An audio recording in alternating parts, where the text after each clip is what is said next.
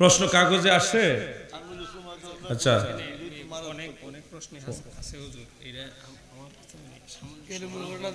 আচ্ছা, আর একটা সমালোচনা হইব যে আপনারা দিলেন না কেন। আচ্ছা ঠিক আছে।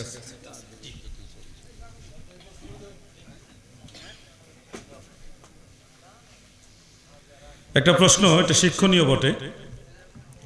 প্রশ্নকারী সালাম দিয়েছেন আসসালামু আলাইকুম, সবাই উত্তর দেন ওয়ালাইকুম আসসালাম ওয়া রাহমাতুল্লাহ।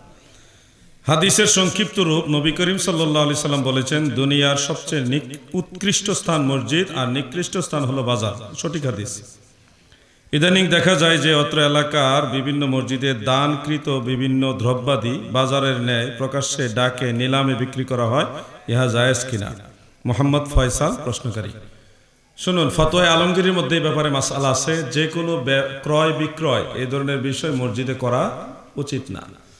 মসজিদের ভিতরে কোনো নিলাম হোক, কোনো জিনিসের ক্রয় বিক্রয়, এগুলি মসজিদে করবেন না, বারান্দায় করবেন বা মসজিদ থেকে বের হয়ে সম্মুখে করবেন। মনে থাকবে আগের? হ্যাঁ, এগুলি বারান্দায় দিয়ে দিবেন অথবা মসজিদের বাইরে একটা জায়গায় এটা করবেন। মসজিদের ভিতরে ক্রয় বিক্রয় নিলাম এগুলি করা যাবে না, করবেন না, প্লিজ মনে থাকবে। আচ্ছা, প্রশ্নকারীকে ধন্যবাদ। বিসমিল্লাহির রহমানির রহিম। আসসালামু আলাইকুম ওয়া রাহমাতুল্লাহ। সবাই উত্তর দেন। হুজুর, আশা করি আমাদের প্রশ্নের সঠিক জবাব দিবেন। আগে সঠিক যেহেতু কথাটা আসছে, আমার জানা থাকলে জবাব দেব, নাইলে আমি দিব না, আগে বলে রাখলাম। দুনিয়া সব আমি জানি এই দাবি আমি করি না। এই যে কোনো এক জায়গায় মসজিদ ও কবরস্থান এবং পাশাপাশি বিভিন্ন দাগের জায়গা, মসজিদের ঘর করতে গিয়ে কবরস্থানের 3 থেকে 4 হাত ভিতরে গিয়েছে এবং কবর ও মসজিদের ভিতরে পড়েছে, ইহাতে এই মসজিদের নামাজ আদায় করা সঠিক হবে কিনা? যদি আপনারা জেনে শুনে কবরের উপরে মসজিদ করে থাকেন, তাহলে ওই জায়গায় যেখানে কবর আছে ওই জায়গায় নামাজ পড়তে পারবেন না। নামাজ পড়লে নামাজ হবে না, আল্লাহ রসুল নিষেধ করেছে।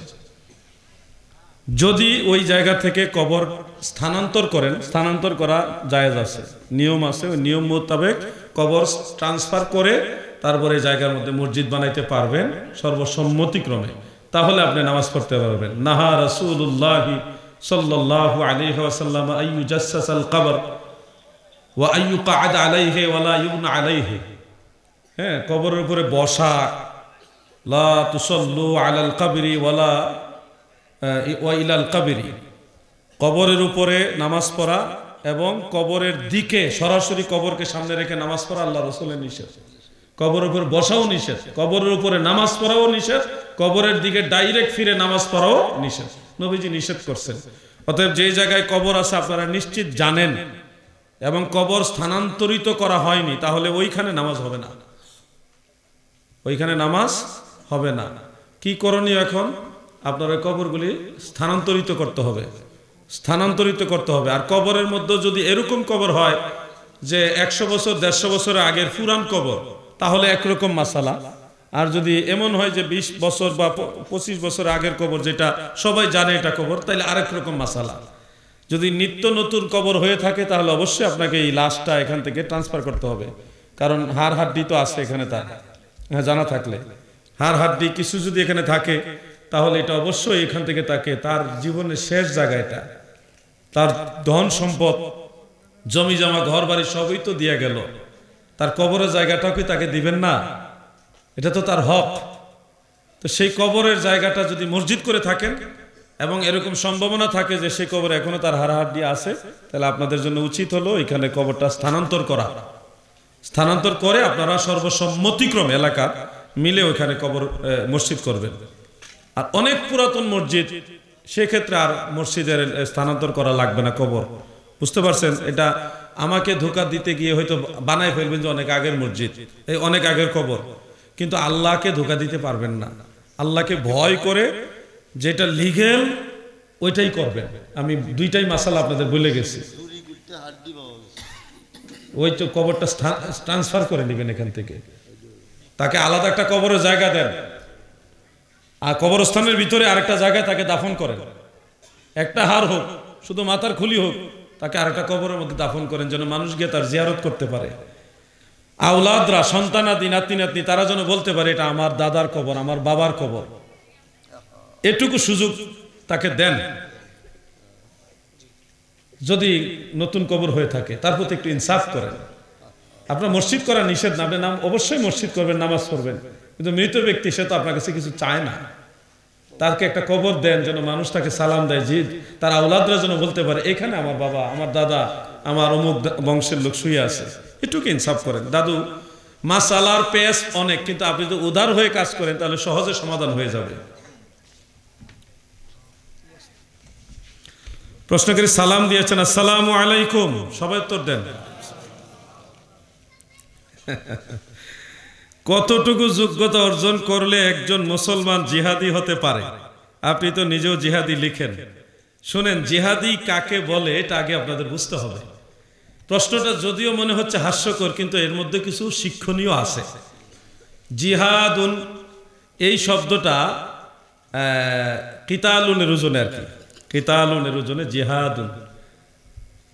মনে রাখবেন, অনেক শব্দ আছে মান জাহাদা ফি নাফসিহি আও বিনাফসিহি ফাহুয়া মুজাহিদুন। জাহাদা ইউজাহিদু মুজাহাদাতান ফাহুয়া মুজাহিদুন। কাতালা ইউকাতিলু মুকাতালাতান ফাহুয়া মুকাতিলুন। এটা ইসমে ফাইল। মুজাহিদুন এটা হলো ইসমে ফাইল। আর জিহাদিয়ুন এটা ইসমে ফাইলের মানা দেয়, অর্থ দেয়। অর্থাৎ হাজিউন, খুব খেয়াল করবেন, এটা হলো ইসমে ফাইল, হাজি, হজ করনেওয়ালা। আবার বলা হয় আল হাজ। আল হাজ এটা মাসদার। আল হাজ এটা কি? মাসদার। তো এই মাসদারটা যদিও আল হাজ, কিন্তু অর্থ দিবে হাজিউন এর। এখানে জিহাদিউন এই শব্দটা এখানে অর্থ দিয়েছে মুজাহিদের, যিনি যুদ্ধ করেন, জিহাদ করেন, তাকে বলা হয় জিহাদি বা মুজাহিদ। হাদিসে রসুলের মধ্যে বিভিন্ন আলফাজে আছে, অনেকগুলো হাদিস আছে ব্যাপারে। যারা নিজের নফসের সাথে জিহাদ করে, মান জাহাদা বিনাফসিহি ফাহুয়া মুজাহিদুন, যারা নিজের নফসের সাথে যুদ্ধ করে তাদেরকে বলা হয় মুজাহিদ বা জিহাদি। জিহাদি কিতাল ফি সাবিলিল্লাহ, সরাসরি আল্লাহর রাস্তায় কাফেরদের সাথে যুদ্ধ করেও জিহাদি হয়। আবার কামেল মুকাম্মল আল্লাহর ওলির সোহবতে থেকে যদি নফসের জিহাদ করে তাকেও মুজাহিদ বলা হয়। এটা হাদিসে রসুলে আছে, নবীজির হাদিসে আছে, সহিহ হাদিসে আছে। আমি কোন দৃষ্টিতে জিহাদি লিখি, অথবা জিহাদি লেখা কি উচিত কিনা, এই কথাগুলি যদি আসে তাহলে আমি বলবো, দাদু, এই বাংলাদেশে আমি কি সর্বপ্রথম জিহাদি না আরো আছে? তাহলে বিষয়টা আপনাকে নর্মাল ভাবে ভাবতে হবে। জিহাদি মানে আলাউদ্দিন জিহাদির বানানো না। এই লকবটা সুলতানুল মুনাজিরিন শেখুল মাশায়েখ আল্লামা মুফতি আবু নাসের জিহাদি হুজুর মাদ্দাজিল্লাহুল আলী, উনার একজন নগণ্য ছাত্র আমি। হুজুর আমাকে আদর করে, স্নেহ করে, দোয়া হিসেবে এই লকবটা দিয়েছেন। পাশাপাশি আমি কামেল মুকাম্মেল ওলি আল্লাহর দরবারেও নফসের যে মুজাহাদা, সেই জগতের সাথে সম্পৃক্ত। রসুল পাকের হাদিস অনুযায়ী আমার এই লকবকে উড়ায় দেওয়ারও কোনো সুযোগ নাই। আর আপনি যদি এনকার করেন, টিটকারি করেন, সেটা আপনি করতেই পারেন, সেটা করার মতো মুখ আপনার আছে, মন আছে। কিন্তু আমি আপনার এই এনকারের জবাব দেওয়ার মতো প্রয়োজন মনে করি না। আমি আপনাকে ভালোই বাসতে থাকবো। আশা করি জিহাদি শব্দটা কেন লেখা হয় এটা আপনি বুঝতে পারছেন। শুধু কাফের ময়দানে গিয়ে যুদ্ধ করলে জেহাদি হয় না, জেহাদি হওয়ার আরো অনেক লাইন আছে। শুনুন, একজন সাহাবী নবীজির কাছে গিয়ে বলেন, ইয়া রাসূলুল্লাহ, আমি আপনার সাথে জেহাদ করতে চাই, আমাকে আপনার সাথে যুদ্ধের ময়দানে নিয়ে যান। প্রিয় নবীজি বললেন, তোমার কি মা এবং বাবা বেঁচে আছে? সে বলল, জি ইয়া রাসূলুল্লাহ, আমার মা বাবা বেঁচে আছে। দয়াল নবীজি বললেন, তোমার মা বাবার সেবা করো, এটা তোমার জন্য সবচেয়ে বড় জিহাদ। অতএব যেই যুবক ভাইরা মা বাবার সেবা করেন, খেদমত করেন, মা বাবাকে ভালোবাসেন, শ্রদ্ধা করেন, আপনারাও কিন্তু এক হিসাবে জিহাদি। কোন হিসাবে? মা বাবার খেদমত করনে ওয়ালা হিসেবে জিহাদি।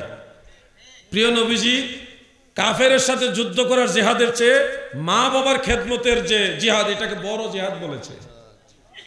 এবং এক যুদ্ধের ময়দান থেকে নবীজি যখন আসছেন, ইমাম বাইহাকি বর্ণনা করেছেন, আসার সময় নবীজি বললেন, রাজা'না মিন জিহাদিল আসগারি ইলা আল জিহাদিল আকবার।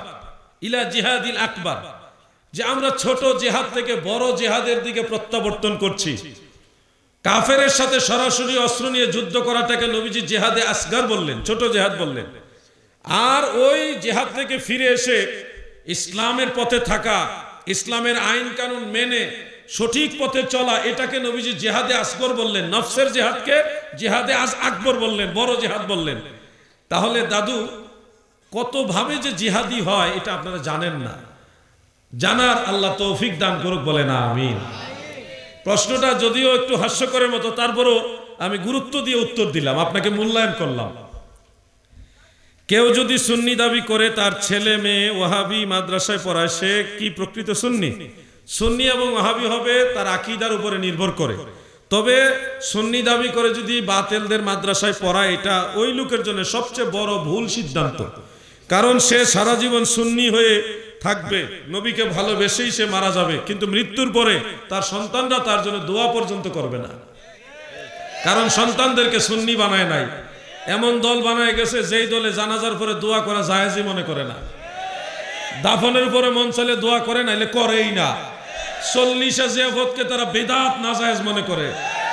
তাহলে এমন সন্তান আপনি এমন মাদ্রাসায় পড়ে গেলেন, কলিজার টুকরা সন্তান, যে মাদ্রাসায় পড়ে গেলেন, এই মাদ্রাসা পড়ে তো আপনার ছেলে আপনার জন্য দোয়া করবে না। অতএব আমার পরামর্শ হলো, সন্তান প্রয়োজনে মুরুক্ষ বানান, তারপর ওয়াহাবি বানায়েন না। স্কুল কলেজে পড়ান, জেনারেল শিক্ষায় শিক্ষিত করেন। যদি সুন্নি মাদ্রাসা না থাকে, স্কুল কলেজে পড়ান, তারপর ওয়াহাবি বানায়েন না। আমার আল্লাহ পাক দয়া করে আমাকে 2টা ছেলে সন্তান আওলাদ দান করেছে। আমি আমার বেগম সাহেব, আমার আব্বাজান আম্মাজান সবাইকে বলছি, আমি যতদিন বেঁচে আছি ততদিন তো সন্তানদের দেখাশোনা করবই। যদি মারাও যায়, আমার সন্তানদেরকে কোনো ওয়াহাবি মাদ্রাসা দিবেন না, প্রয়োজনে মূর্খ থাকবে তারা। এটা আমার ওসিয়ত। আমি ঈমান আকীদার ব্যাপারে কট্টর ভাই। সন্তান মূর্খ হইল নবীর দুশমন হবে না, ওয়াহাবি হইলে সে নবীর সাথে দফায় দফায় বেয়াদবি করবে। কেউ বিরুদ্ধে নিয়েন না কথাটা ভাই। আমি চাই না আমার সন্তানরা আল্লাহর হাবিবের সাথে বেয়াদবি করুক, এই জন্য আমার এই সিদ্ধান্ত। আপনার সন্তানকে যদি আপনি এরকম চান, এটা আপনার ব্যক্তিগত ব্যাপার। সুন্নিদের প্রতি আমার এই পরামর্শ, কোন ব্যক্তি কট্টরপন্থী সুন্নি দাবি করে নিজের মেয়েকে জেনে শুনে ওয়াহাবির কাছে বিবাহ দিয়েছেন, এই বিবাহ দেওয়া তার সঠিক হলো কিনা? এটা তো আগেরটার মতোই হয়ে গেল। বাতিল, যে কোনো বাতিল আকীদার লোকদের সাথে আত্মীয়তা করা প্রিয় নবীজির নিষেধ। ব্যবসায়িক দুনিয়াবি কাজকর্ম করতে পারবেন, কিন্তু আত্মীয়তা করা তাদের সাথে নিষেধ। আপনি যদি মনে করেন আল্লাহ রসুলের নিষেধাজ্ঞা অমান্য করে কল্যাণ খুঁজে পাবেন, চেষ্টা করে দেখতে পারেন। আমরা কোনোদিন এরকম কল্যাণ খুঁজে পাই নাই।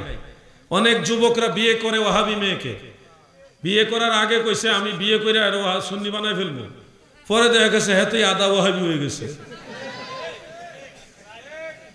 এরকম দেখছি। এজন্য দাদু, সুন্দরের কোনো শেষ নাই।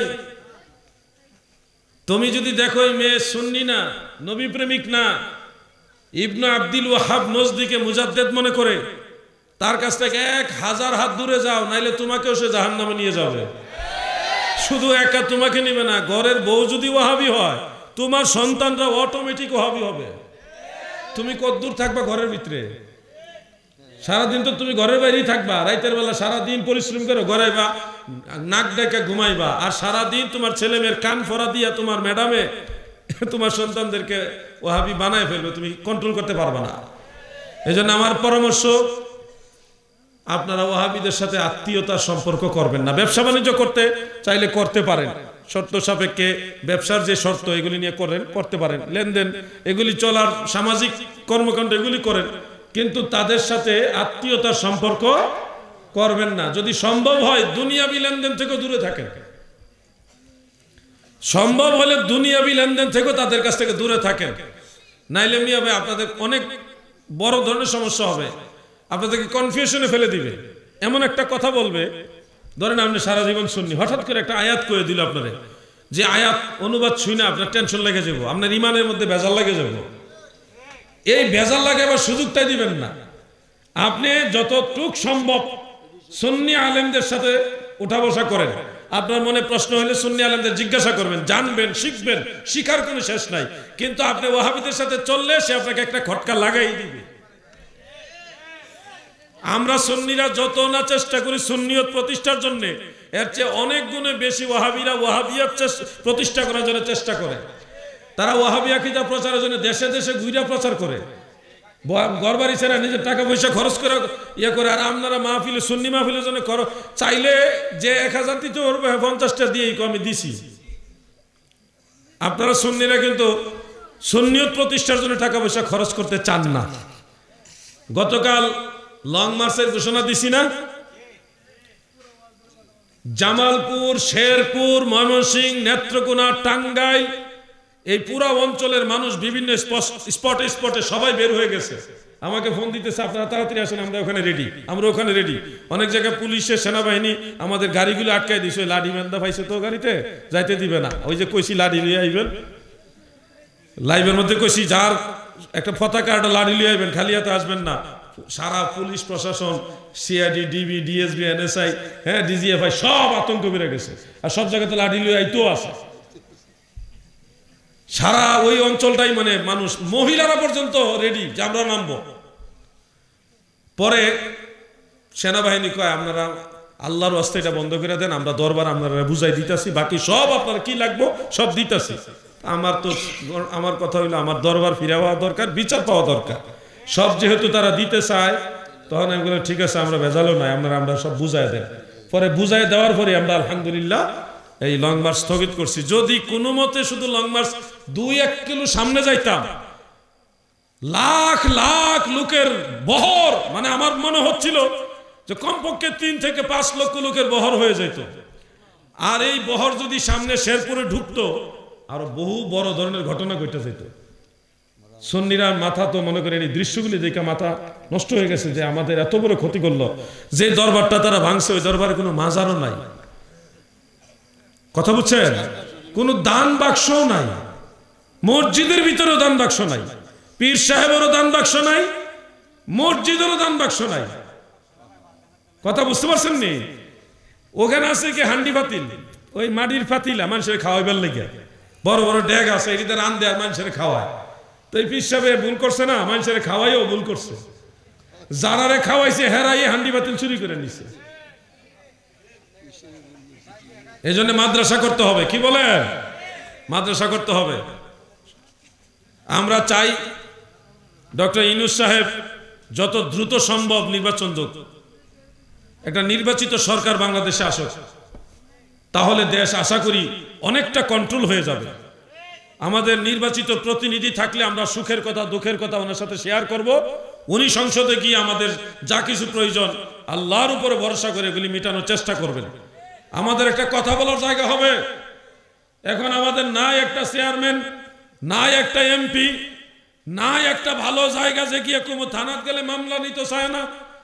স্বাধীনতার যুদ্ধের পরে বর্তমানে যে সিচুয়েশনটা চলতেছে, এই ধরনের সিচুয়েশন আমরা কেউ দেখি নাই, মানে কঠিন একটা অবস্থা চলতেছে। এই জন্য দ্রুত গতিতে নির্বাচিত সরকার দরকার আমাদের, তাহলে এই ধরনের অরাজকতা থাকবে না। আমাদের জন্য যে কোনো সরকার আসুক, বিএনপির মধ্যে সুন্নি বেশি। বিএনপির যে প্রতিষ্ঠাতা জিয়াউর রহমান, উনি কিন্তু কররা সুন্নি আছিল, মিলাদ ক্যাম্প করত। ওনার ছেলে যে এই আছে না, কি না, তারেক জিয়া, উনি কিন্তু একবার মারাত্মক কররা সুন্নি, উনিও মিলাদ ক্যাম্প করে। আমার কথা হল আওয়ামী লীগের মধ্যেও সুন্নি আছে। যে কোনো একটা আয়োগ, দেশটা শান্ত হোক, আমরা এই অশান্তি চাই না। এই যে দরবার ভাঙ্গা লাইতেছে, এদিকে মাজার ভাঙ্গা লাইতেছে, এদিকে সুন্নিদের বাড়ি ঘর আগুন দিয়ে জ্বালাই দিতেছে, এগুলি কতদিন চলবে?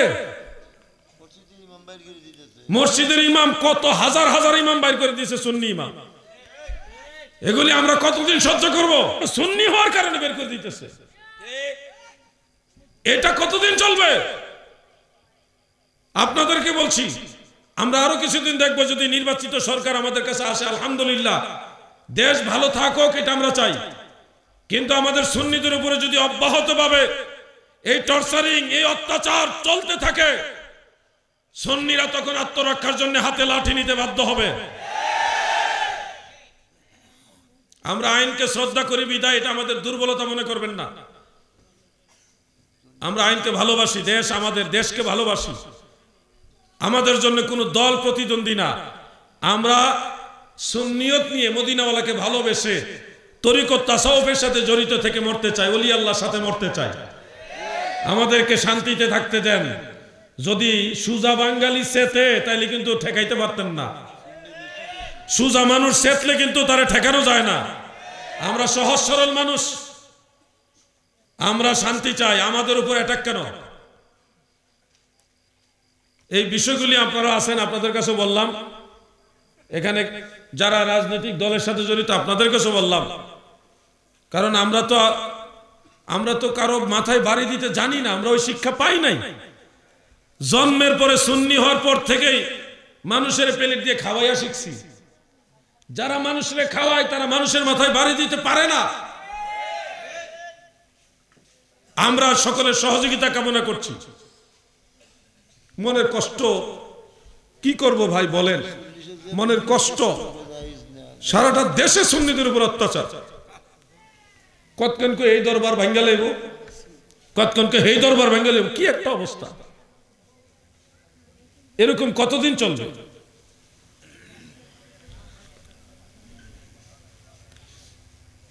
বিরক্ত হইলেন? মনের ভিতরে দুঃখ আইসা গেছে আর কি। কি করব বলেন? আমি তো সরজমিনে এগুলি দেখি, যাই, মানুষের কথা শুনি। মানুষ এসে বলে জিহাদি ভাই এই সমস্যা। গতকাল এক দরবার, ছোট্ট একটা দরবার, ওখানে 6 জন গেছে শিবিরের ফুলা ভাই, কালা কালা ইয়া ফিরা গিয়া সরে গেছে আমরা তদন্ত করতাম। আইসি কটার সময় গেছে জানেন? রাত 12:30টার সময় তদন্ত করতে গেছে। শিবির করে তদন্ত করবে। হ্যাঁ, তদন্ত করেন না কেডা? কি তদন্ত করবেন? যে আপনারা দরবারে শিরিক বেদাত হয় কিনা দেখতে আসছে। এত রাইতে এখানে দিনের বেলায় কি করেন আপনারা? না, আমরা কিন্তু মুর্শিদপুরে হামলা করছি, ডর দেখাইতেছে। মুর্শিদপুর কিন্তু আমরাই ভাঙছি। হ্যাঁ, তো ছোট দরবার, হ্যাঁ ডরে গেছে গা, যদি আমরা টাওয়ার ভাঙ্গে কিতা শান্তে চান কন? আমরা তো এনে শিরিক বেদাত নাই, আমরা এটা ছোট দরবার। না, এটা আমরা একটু জানতে আইছি, আরো অনেক গ্রুপ গেছে আমাদের। এইভাবে চলতেছে। কি বলেন জানেন? কঠিন অবস্থা।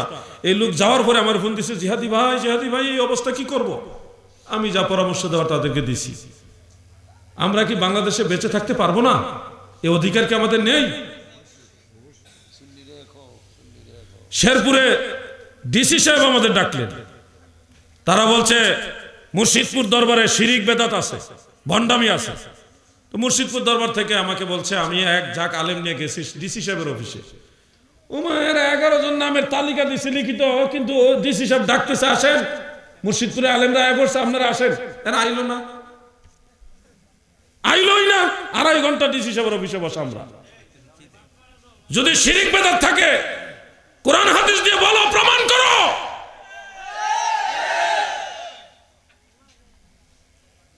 আসলোই না। যখন খবর পাইছে আলাউদ্দিন জিহাদি গেছে ওইখানে, তখন আর আইসেই না। আশেপাশে গেলে ঘোরাফেরা করতেছে। ডিসি অফিসে আশেপাশে তারা এখানে 8 জন, ওখানে 10 জন, ওখানে 12 জন খালি ঘুরতেছে, ভিতরে ঢুকে না।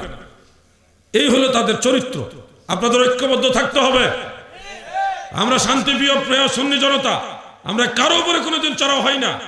কিন্তু ভবিষ্যতে আর কোন দরবারে যদি আক্রমণ হয়, বাংলাদেশের 64 জেলা থেকে বাতিলদেরকে প্রতিরোধ করা হবে ইনশাআল্লাহ।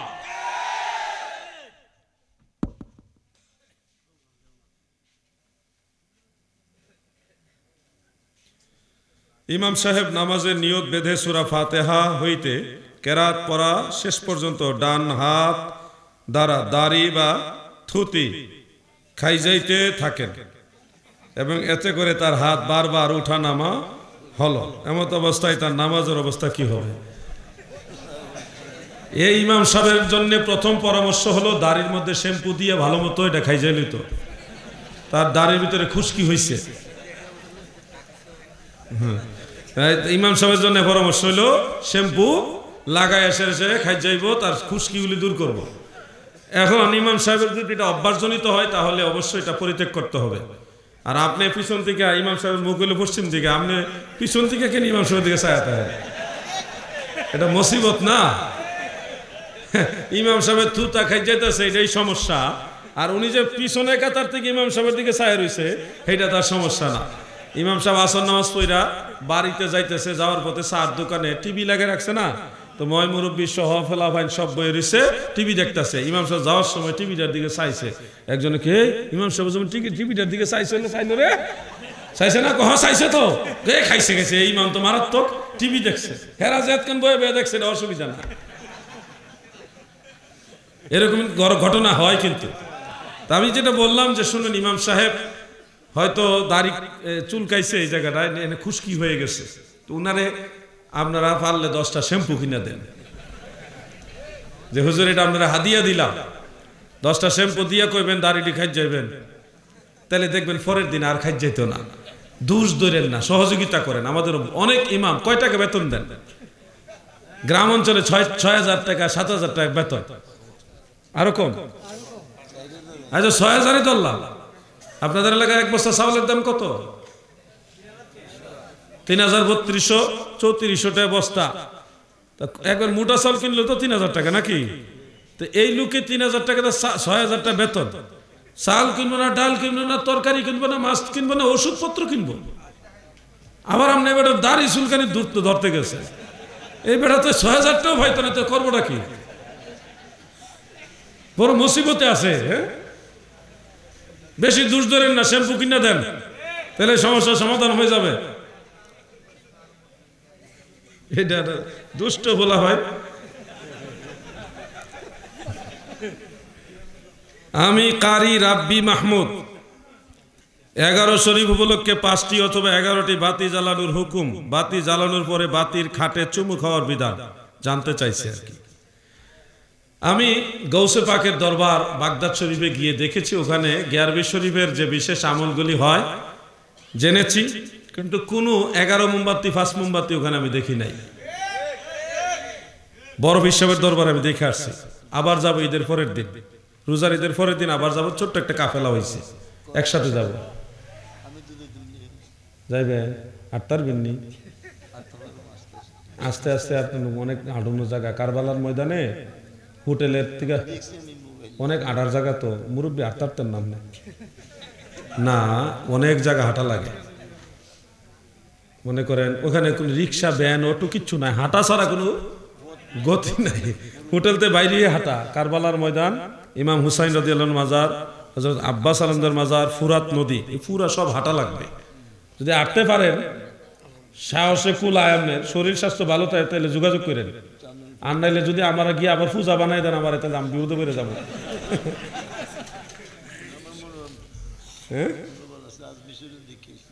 আচ্ছা, আর একটা জায়গা ইমাম হযরত শেরে খুদা মাওলা আলীর মাজারে যাবো, গৌসে পাকের দরবার। কি শান্তির জায়গা, আপনি বুঝাতে পারবো না এগুলো। ইমাম আজম আবু হানিফার মাজার দরবার, হযরত মুসা কাজিম, অনেক নবী রাসূলদের সাহাবীদের মাজার। ইব্রাহিম নবীর বাড়ি ওখানে, আমাদের জাতির পিতা ইব্রাহিম নবীর বাড়ি। এবং নমরুদ যে আগুনের কুণ্ডলিতে ফালাইছে, ওটাও বেবিলন শহরে।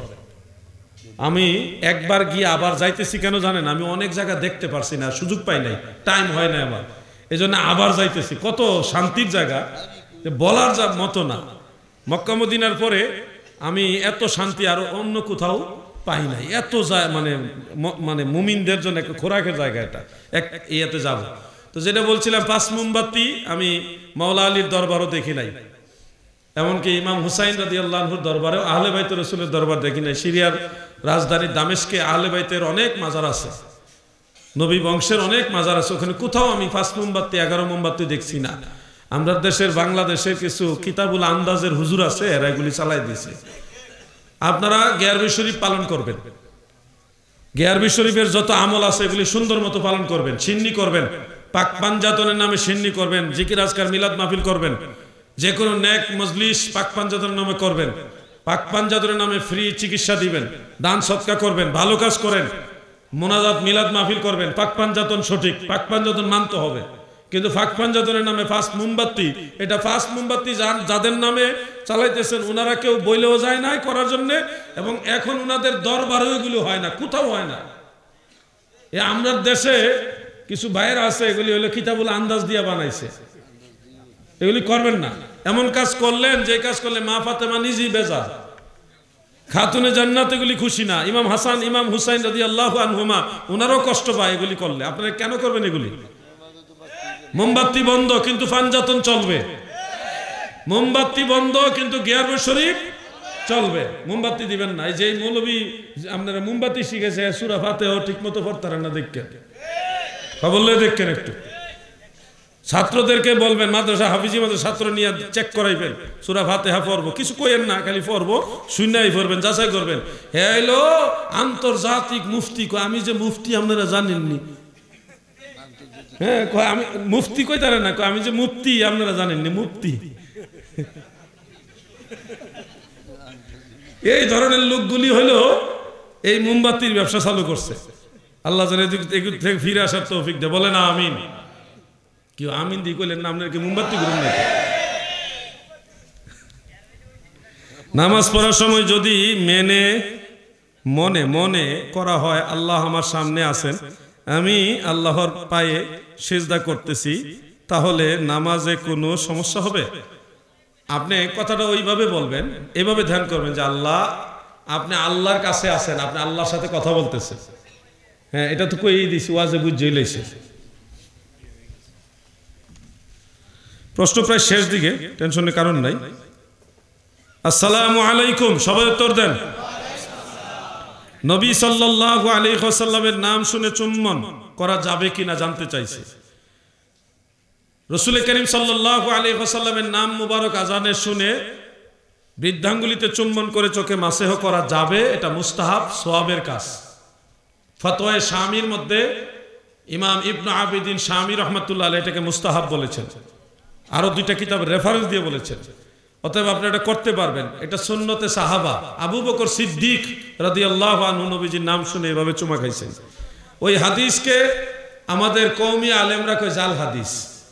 আমি সে আলেমদেরকে সম্মানের সাথে বলবো, ভাই জাল হাদিস আপনি বললে তো হবে না, যে কোনো একজন নাকিদ পর্যায়ের মুহাদ্দিসের রেফারেন্স দেন যে অমুক ইমাম বলছে এটা জাল হাদিস, তাইলে আপনার কথাটা আমরা সম্মান করব।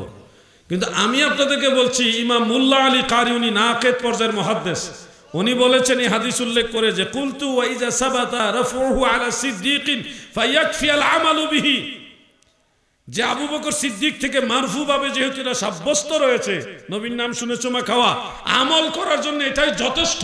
সুবহানাল্লাহ বলেন। অতএব আপনি যদি বিতর্ক করতে চান, একটা হলো না জেনে বিতর্ক, আর একটা কিতাবাদি দিয়ে বিতর্ক।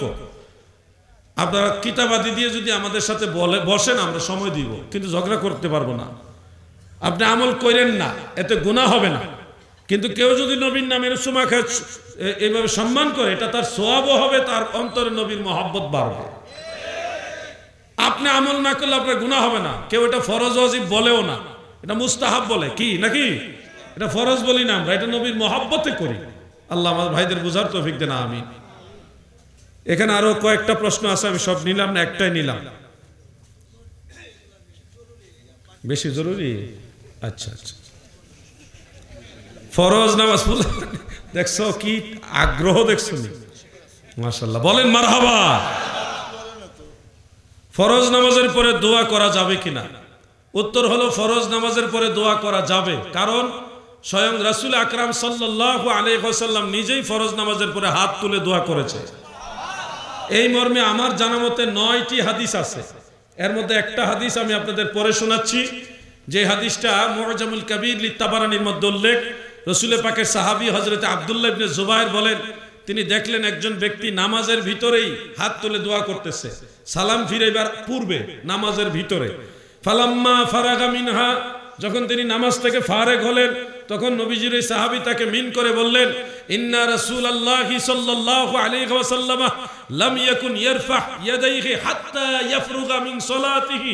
নবীজি নামাজের ভিতরে হাত তুলে দোয়া করতেন না, বরং নামাজ থেকে বের হওয়ার পরে হাত তুলে দোয়া করতেন। সুবহানাল্লাহ।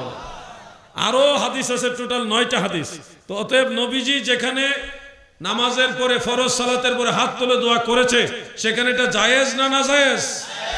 যারা বলবেন নাজায়েজ বিদআত, আপনারা দয়া করে একটা জয়ীফ হাদিস দেন, তাইলেই চলবে, আর লাগতো না। জানাজার পরে দোয়া করা যাবে কিনা? জানাজার পরে দোয়া করা যাবে, এটা মুস্তাহাব। কেন করা যাবে? প্রিয় নবীজি রাসূল আকরাম সাল্লাল্লাহু আলাইহি সাল্লাম জানাজার পরে দোয়া করেছেন, এই জন্য করা যাবে। দলিল কি? আল্লাহ রসুল জানাজার পরে দোয়া করেছে। দলিল কি? দলিল হলো সহিহ মুসলিম হাদিস নাম্বার 2276, এটা আন্তর্জাতিক হাদিস নাম্বার। সেখানে বিশুদ্ধ সনদে উল্লেখ, হযরত আউফ ইবনে মালিক রাদিয়াল্লাহু আনহু, নবীজির সাহাবী, তিনি বলেন নবীজি রাসূলুল্লাহ সাল্লাল্লাহু আলাইহি ওয়াসাল্লাম আলা জানাজাতিন ফাহাফিজতু মিন দুআইহি, নবীজি এক ব্যক্তির জানাজার নামাজ পড়াইয়া দোয়া করলেন। সে দোয়া অনেক লম্বা একটা দোয়া। ওই সাহাবী বলেন আমি পিছন থেকে শুনে মুখস্থ করলাম। এই যে দোয়া সম্পর্কে মুসলিম শরীফের সরা আল মিনহাজ শরহে মুসলিমের মধ্যে ইমাম নববী রাহমাতুল্লাহ আলাইহি লেখেন, এই দোয়াটা কখন করেছে? এটা হলো বাদা সালাত, জানাজার নামাজের পরে নবীজি দোয়া করেছে। পিছন থেকে সাহাবী শুনে এটা মুখস্থ করেছে। সুবহানাল্লাহ বলেন। এবং এটা জানাজার পরে দোয়া করেছেন। তার আরেকটা যৌক্তিকতা হলো, জানাজার ভিতরে সানা আছে, দুরূদ শরীফ আছে, এবং আল্লাহুম্মা গফির লানা আল্লাহুম্মা গফির লি হাইয়িনা ওয়া মাইয়িতিনা ওয়া শাহিদিনা ওয়া গায়িবিনা, এই দোয়াটা এটা কিন্তু নিচু আওয়াজে পড়ে, জোরে আওয়াজ দিয়ে পড়ে না। তো এই দোয়া পিছন থেকে শুনে শুনে মুখস্থ করার কোনো সুযোগ নাই। আর প্রিয় নবীজি এই দোয়াটা এত আওয়াজ করে পড়েছেন যে পিছন থেকে সাহাবী শুনে মুখস্থ করেছেন। তার মানে বোঝা যাচ্ছে এটা জানাজার ভিতরে দোয়া না। অতএব ইমাম নববীর এই বক্তব্য দ্বারা প্রমাণ হয় রাসূল করিম সাল্লাল্লাহু আলাইহি ওয়াসাল্লাম জানাজার পরে দোয়া করেছেন। এবার আপনারা বলুন, জানাজার পরে দোয়া আল্লাহ রসুল করার পরেও এটা জায়েজ হবে না জায়েজ হবে? জায়েজ না নাজায়েজ? যারা বলবেন না জায়েজ, ভাই ঝগড়া না করে একটা জয়ীফ হাদিস দেন, সহিহ হাদিস লাগবে না, একটা জয়ীফ হাদিস দেন যে জানাজার পরে দোয়া নাই। আপনি কইবেন জানাজায় দোয়া, এরপরে দোয়া লাগে না। ভাই আজগবি কথা বললেন না, জানাজা দোয়া না, আল্লাহ নিজে বলছে জানাজা সালাত। সূরা তাওবার 84 নম্বর আয়াত, ওয়ালা তুসাল্লি আলা আহাদিম মিনহুম মাতা আবাদা ওয়ালা তুসাল্লি, জানাজাকে আল্লাহ সালাত বললেন, তুসাল্লি বললেন, সালাত বললেন। তা আল্লাহ কি ভুল বলছে? আপনি বলছেন জানাজায় সালাত দোয়া। ভাই এরকম কেন করেন? আপনি তো মাইকিং করছেন মরহুমের জানাজার নামাজ কইয়া নিয়ত করছেন, আল্লাহ হ্যাঁ আমি না জানাজার নিয়ত করলাম, নাওয়াইতুন ওয়াদ দিয়ে আমি দোয়াটা পড়বো নিয়তটা। একটা জায়গায় ভুল করবো, ইচ্ছা করে ধরবেন, পারবেন নি? নাওয়াইতুন ওয়াদ দিয়া লিল্লাহি তাআলা আরবাআ তাকবীরাতে দুআইল জানাজাতে, তাহলে তো ঠিক আছে। হ্যাঁ মাশাআল্লাহ, মুরব্বির পাওয়ার আছে। কয় আরবা তাকবীরাতে সালাতিল জানাজাতে, তাহলে আপনারা কি বললেন? এটা সালাতিল জানাজা, সালাত বলেছেন, দোয়া বলেন না। আমি দোয়া বলার সাথে সাথে প্রতিবাদ হয়েছে। তার মানে জানাজা কি দোয়া না সালাত? সালাত। ভাই হাদিসের মধ্যে দেখে নবীজি বলছে ইজা সাল্লাইতুম আলাল মাইয়িত, তোমরা যখন মৃত ব্যক্তির উপরে সালাত পড়বে। নবীজি জানাজাকে সালাত বলেছেন, আল্লাহ তাআলা জানাজাকে সালাত বলেছেন। আপনার নিয়তের মধ্যে আছে জানাজা সালাত, মাইকিংও হয়েছে এটা নামাজ, আর এখন কোন নামাজ ওই দোয়া। এই দুই নম্বরটা কেন করতেছেন? হ্যাঁ আপনি কইবেন ওয়াদ দুআউ লি হাযাল মাইয়িত আছে, এটা 3 নম্বর। ওয়াদ দুআউ লি হাযাল মাইয়িত এটা হলো 3 নম্বর। এর আগে আরো দুইটা আছে। 1 নম্বর হলো আসসানাউ লিল্লাহি তাআলা, 2 নম্বর হলো ওয়াসসালাতু আলান নবী, 3 নম্বর হলো ওয়াদ দুআউ লি হাযাল মাইয়িত। আপনি 3 নম্বরটা দেখলেন, আগের দুইটা দেখলেন না কি জন্য? এরপরে ধরেন দইরাই নিলাম জানাজায় দোয়া হয়েছে। আপনি বলেন জানাজার ভিতরে যেহেতু একটা দোয়া হয়েছে পরে করা দরকার কি? তার এমনি বুঝাবেন, ভাই ভাত খাইছেন নি? হ খাইছি। তরকারি খাইছেন? হ খাইছি। ডাল খাইছেন নি? হ খাইছি। তাহলে এখন পানি পাইতেন না, ভাত তরকারি ডালের ভিতরে পানি আছে, পারবেন না কইতে? এই মানুষগুলি কত বোকা। ইসলামী শরিয়ার দৃষ্টিতে একবার দোয়া করলে আরেকবার দোয়া করা জায়েজ আছে। এক মাহফিলে কয়বার দোয়া হয়? একবারই হয় না? তো একই মজলিসে এতগুলি দোয়া করা জায়েজ হইতেছে, তো হে নাকি তো নেকের লেগা একই মজলিসে একাধিক দোয়া করা জায়েজ। জানাজার ভিতরে দোয়া যদি ধরেও নেই, এরপরে দোয়া নাজায়েজ হওয়ার জন্য জানাজার দোয়া যথেষ্ট না। জানাজার ভিতরে দোয়া হইলেও বাইরে দোয়া জায়েজ আছে। কি আজগবি যুক্তি দিয়ে মানুষকে দোয়া থেকে দূরে সরাই দিতেছে। আপনি দোয়া করতেন না, আপনি ভাই জান কেন, অসুবিধা কি? আপনি মনলে আমরা দোয়া করতাম না।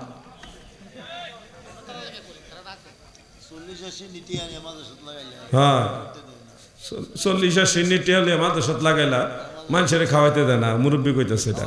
হেরা নিলেগা জায়েজ আছে, হেরা গরু চুরি করলেও জায়েজ। এটা প্রমাণ হয়েছে না মুর্শিদপুরে? হেরা ছাগল চুরি করলে জায়েজ আছে। দুম্বাসুর কইলে তো কেমন দেখা যায় না?